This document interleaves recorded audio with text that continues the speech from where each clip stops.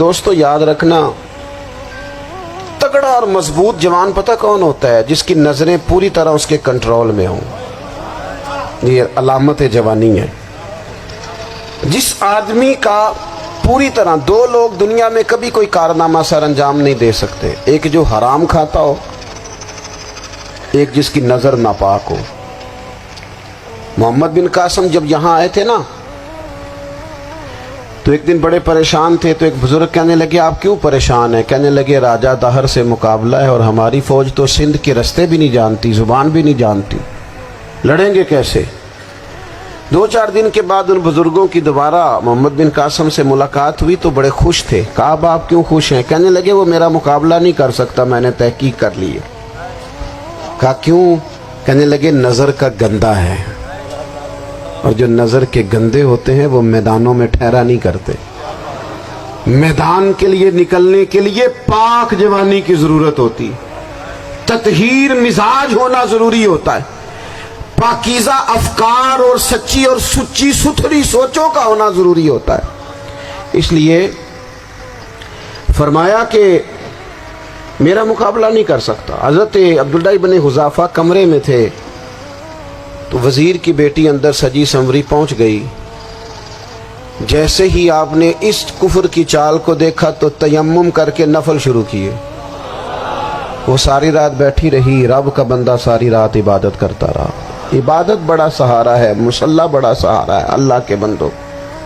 صبح دروازہ کھولا، وزیر نے اپنی بچی سے پوچھنا چاہتا تھا رزلٹ کیا نکلا، تو وہ کہنے لگی پیچھے ہٹ جا، اب تیرا میرا تعلق کوئی نہیں، میں نے نبی پاک کا کلمہ پڑھ لیا.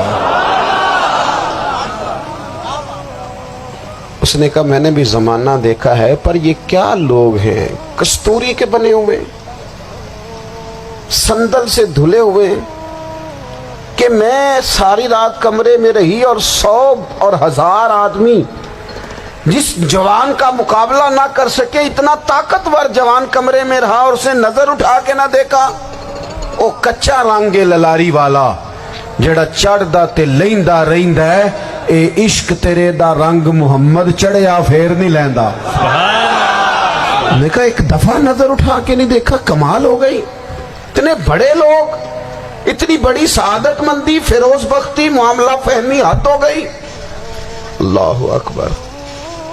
دوستو بادشاہ جب پوری طرح ہار گیا نا، اس نے کہا مار دو. تیل گرم کیا ایک کڑاہی میں، اور جب آپ کو اس میں ڈالنے لگے تو آپ کی آنکھوں میں آنسو آ گئے. بادشاہ کا خیال ہوا شاید نرم ہو گئے ہیں. کہنے لگا روئے کیوں؟ فرمانے لگے سوچتا ہوں جان ہی ایک ہے، کتنا مزہ ہے اس کی راہ میں جان دینے کا، کتنی لذت ہے اس کے نام پر مرنے میں، کتنا لطف ہے. جے تو چڑھیا اتے دار بھی نہیں، تے جے تو وکیا عشق بازار بھی نہیں، تے ایڈا سستا سودا پیار بھی نہیں، تے ایڈا سستا لبدا یار بھی نہیں. کئی جنگل گانے پیندے نہیں، کئی دوزخ لنگنے پیندے نہیں، جے وہ اس ملوں بھی مل جاوے ایدوں سستا ہور بپار بھی نہیں. تے کچھ سمجھ نہ آوے لوکاں نوں وہ کادے نال شہید کرے، ڈٹھی یار دے ہاتھ تلوار بھی نہیں، پر او دا خالی جاندہ وار بھی نہیں. کہنے لگے ایک جان ہے نا، تو دل کرتا ہے ہزاروں ہوتی تو ایک ایک کر کے محبوب کے نام پہ قربان کرتا، جب میرے پاس ہے ہی ایک، کروں کیا؟ حضرت عبداللہ ابن حذافہ رضی اللہ تعالیٰ عنہ جب روئے اور بادشاہ نے یہ بات سنی تو بادشاہ اٹھ کے کھڑا ہو گیا. سارے وزیروں مشیروں کو کہنے لگا تم نے کہا تھا نا بندہ ضائع کرنے والا نہیں، یہ بھی ضائع کرنے والا نہیں. کہنے لگا میرا ماتھا چومو، تم جیسے لوگوں کو قتل نہیں کرنا چاہیے، آزاد کرنا چاہیے. عزیز اپنی زندگی سے نا یہ بہت زیادہ ہرس، ہوس، طمع، اور یہ کسی بات کی بھی ہو، ہرس صرف پیسوں کی نہیں ہوتی، شہرت کی بھی ہوتی ہے. یہ بیماری انسان کو اقتدار کی بھی ہوتی ہے، تعریف کی بھی بیماری ہوتی ہے. یہ سارے نقص ہوتے ہیں لوگوں کو، اور معاذ اللہ بعض جبوں کبوں کے اندر بھی ہوتے ہیں، وہاں بھی پنپتے. اپنی زندگی جب تک اس سادگی میں نہیں لاؤ گے جو رسول پاک نے عطا فرمائی ہے، جب لوگ آسانیوں میں پوری طرح الجھ گئے تو پھر وہ دور ہوئے اور کفر چڑھ گیا۔ دوسری بات، اللہ کے محبوب صلی اللہ تعالی علیہ وسلم کی محبت ہم سے تقاضا کرتی ہے کہ ہم اس مشن کے لیے کام کریں جس مشن کے لیے رسول پاک نے کام فرمایا ہے۔ ہم سارے کام بڑے مضبوطی سے، سوچ سمجھ کے، تدبر سے، حکمت سے، تقاضوں کو مد نظر رکھتے ہوئے کرتے ہیں سارے کام۔ دین کے کام میں ہمارا مزاج نہیں ہوتا، او ہو جائے گا جی، آپ بسم اللہ پڑھیں جی، شروع کریں جی۔ آپ تقاضوں کو سمجھیں، چیزوں کو دبائیں نہیں، چیزوں پر غور کریں۔ کسی کے ذہن کی سطح پر سوال ابھرتا ہے، اس کا تسلی بخش جواب دیں۔ اپنی زندگی میں دین کے کام کے لیے اپنے آپ کو وقف کریں، اور دین کے کام کے بہت سارے پہلو ہیں۔ ہزاروں لوگوں کو قرآن پاک ٹھیک پڑھنا نہیں آتا، ہزارہ لوگ ہیں جو قرآن مجید کے مطالب سے آگاہ نہیں ہیں، دین کی بنیادی ضروریات سے لوگ نابلد ہیں۔ میں آپ کو کس طرح یہ بات سمجھاؤں کہ ہزاروں کی تعداد میں طلاقیں اس لیے ہوتی ہیں کہ مردوں کو طلاق کے مسئلے نہیں آتے، انہیں پتہ نہیں ہے کہ مجھے حقوق زوجین کے معاملے میں کیسے چلنا۔ ڈھیر سارے گھروں میں تباہی اس لیے ہے کہ تربیت اولاد کا دینی منہج ہمیں نہیں پتا۔ اپنا حصہ ملائیں دین کے کام میں۔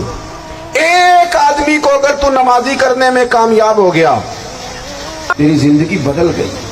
وہ دین بیزار لوگ جو ہمارے بیچ بیٹھ کے ہماری نوجوان نسل کو پگڑی اور داڑھی کا نام لے کے بنیادی طور پر دین سے دور کرتے، ایسے نوجوانوں کو دین کا پیغام محبت دے کر دین کے قریب کرنا ہماری ڈیوٹیوں کا حصہ ہے۔ ہمیں ذمہ داری کا احساس کرنا پڑے گا، ہمیں یہ خاص قدم اٹھانا پڑے گا، توجہ دینی پڑے گی۔ مساجد، مدارس، میں آپ سے عرض کروں، اتنی ڈٹ کے مخالفت ہوتی ہے نا مدرسوں کی، اتنی ڈٹ کے۔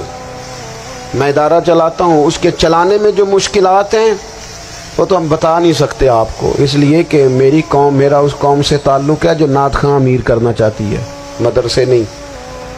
ہاں، نقیب خطیب پیدا کرنا چاہتی ہے، شعر و شاعری کی زندگی کو پروان چڑھانا چاہتی ہے۔ فقط ہمارا ان لوگوں سے تعلق ہے جو لاکھوں کروڑوں روپیہ محافل پہ لگائیں گے، اور قاری صاحب بیچارے اگر مسجد کا کوئی ہونے والا کام کسی وقت بتا دیں گے تو وہ بڑی مشکل آ جائے گی ان کے لیے۔ یہ کیسے ہو سکتا ہے، آپ نے یہ ڈیوٹی بتا دی۔ مدارس، اور جتنا اہم رول دین کو پھیلانے میں مدارس اسلامیہ کا ہے، اتنی زبردست، لوگوں کا خیال ہوتا ہے میری طرح کے لوگ شاید کام کرتے ہیں، ڈیوٹی کرتے ہیں۔ یہ 10-15 لوگ آپ کو نظر آتے ہیں جو آپ کو کہیں میڈیا پر یا ادھر ادھر ڈیوٹی کرتے، مخلص لوگ اپنی جگہ پہ، وہ بھی بڑا ہی کام کر رہے ہیں، جو میڈیا پہ آ کے بھی اخلاص سے اور درد دل سے کو دین کی، ان کی بھی کسی بات کی حوصلہ شکنی نہیں۔ لیکن ہزارہ اساتذہ جو مدارس میں بیٹھ کے پڑھاتے ہیں، جنہوں نے وہ سارے لوگ تیار، آپ سمجھ نہیں سکتے کتنا بڑا کام۔ حفظ کا استاد جو ہوتا ہے نا، اس کی ڈیوٹی 24 گھنٹے ہوتی ہے، فجر سے پہلے، اور اس نے بچوں کو اٹھانا۔ تنخواہ تو ہم انہیں دینا نہیں نہ چاہتے جی، تنخواہ نہیں دے دی انہوں نے، ہمیں مولوی امیر نہ ہو جانا۔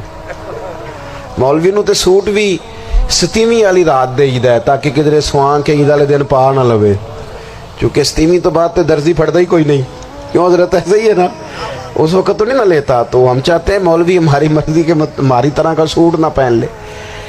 مدارس کی مضبوطی، آپ یہ دیکھ لیں، یہ صلاح الدین ایوبی کا تعلق بھلا کس چیز سے تھا؟